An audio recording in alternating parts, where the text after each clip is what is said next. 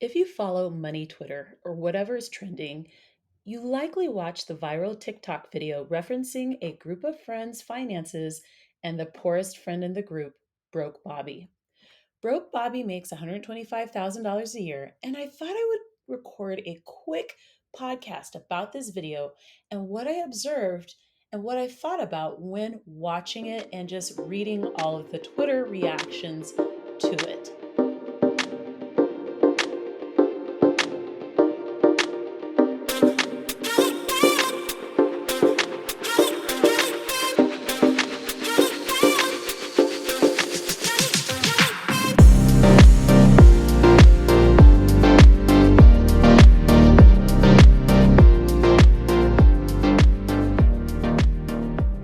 Here are some of the tweets that I read about this video. What in the hell is this? Broke Bobby checking Instagram to see what trips he was left out of. Broke Bobby, you don't understand what it's like to struggle earning $125,000 a year. Here I am wishing I was Broke Bobby, but instead I'm Poverty Pete. There were more comments, but you get the gist.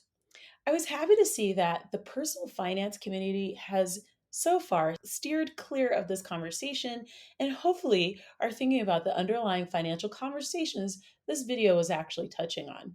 First and foremost, I want to bring up the fact that if a group of friends feel comfortable enough to discuss money and finances with one another, that's a wonderful thing. The spreadsheet that they used indicated what people earned, how much time they could take off for vacations, what their budgets were, and where they preferred to travel to, and where they were open to visiting. It also shared their enthusiasm for gambling or not. That was kind of funny. The list that they created really respected financial boundaries, eliminated awkward conversations around money, or at least some awkward conversations around money, and set financial expectations.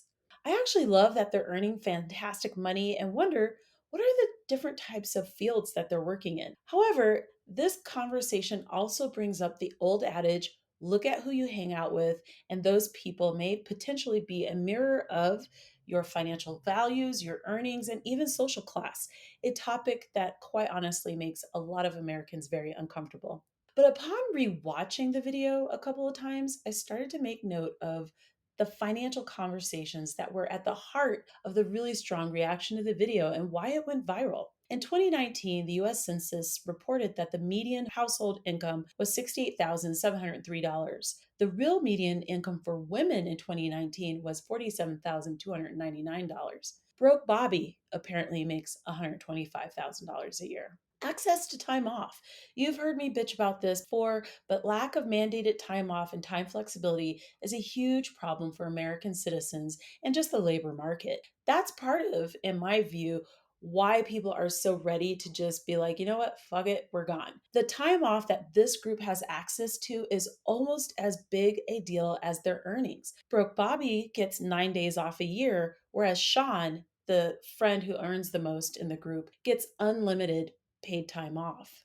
This TikTok video also created an unexpected conversation around class in the United States. We often pretend like classism doesn't exist or classes don't exist here, but the same people pretending that classism isn't real are the same people that believe racism is just made up. So, how does class show up in this video?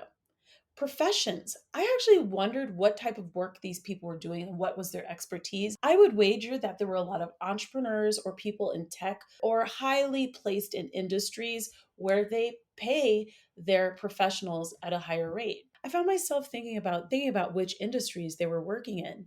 I asked myself, where do these people live and how did their original friendships develop?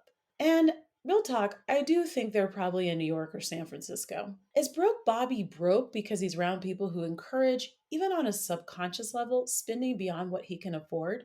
In fact, in the book, The Millionaire Next Door, one of the practices that many of the people who were interviewed and that followed was living in communities that were a lot less expensive than what they could actually afford. It saved them a lot of money by doing that, but it also eliminated financial peer pressure. Confusing financial priorities and what they're willing to spend on different trips. It was a little confusing because you would look at the spreadsheet and what people were willing to spend for what kind of didn't match. But then I thought about it. So Broke Bobby indicated that he would pay $10,000 for 3 days away versus 5,000 for 7 days. But he only has 9 days off a year. So maybe that's why he would pay a premium for that trip.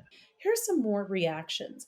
Levy Ajayi, author and all around cool person, had the following reaction that she shared on Twitter. That Broke Bobby video is trash and indicative of how callous we've become about the accumulation of money to turn your friend's ability to hang with you into some spreadsheet and then classify the one who makes the least amount of money as broke is cold.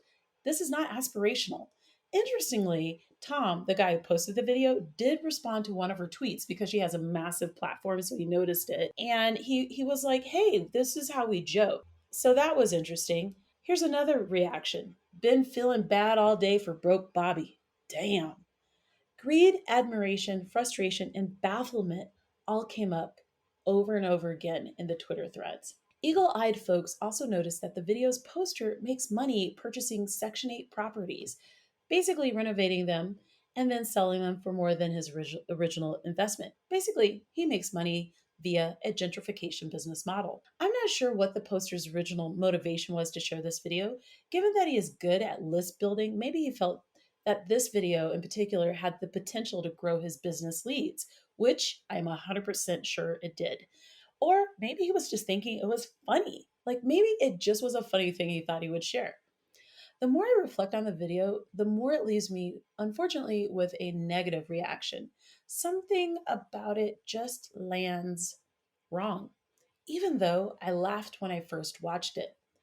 I'm relieved to see that the personal finance community and so personal finance and money Twitter basically, they've surprisingly held back on making too many comments about this video.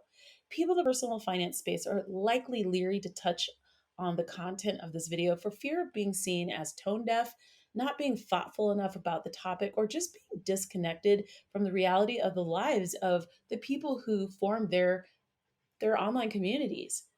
But when the financial bad takes come, and they will, I plan on sharing them with Matt Lane.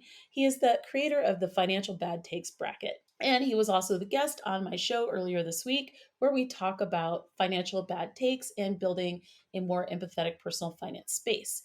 I've included a link to that episode in the show notes. This video inadvertently exposed a lot of the unspoken financial tensions that we're dealing with in America right now.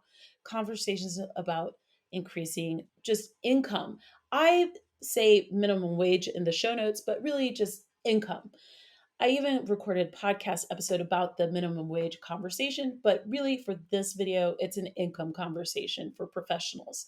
Work flexibility and time off, again, I'm pissed off about that as an issue in the US. With a large percentage of American workers having experienced time freedom for the first time in their lives during the past almost 2 years, this is something that I think this issue is top of mind for a lot of people. And then finally, lack of respect. Ultimately, the joke just doesn't feel funny, but maybe it's because we're on the outside looking in more than one way. What are your thoughts about Broke Bobby and the conversation around that video?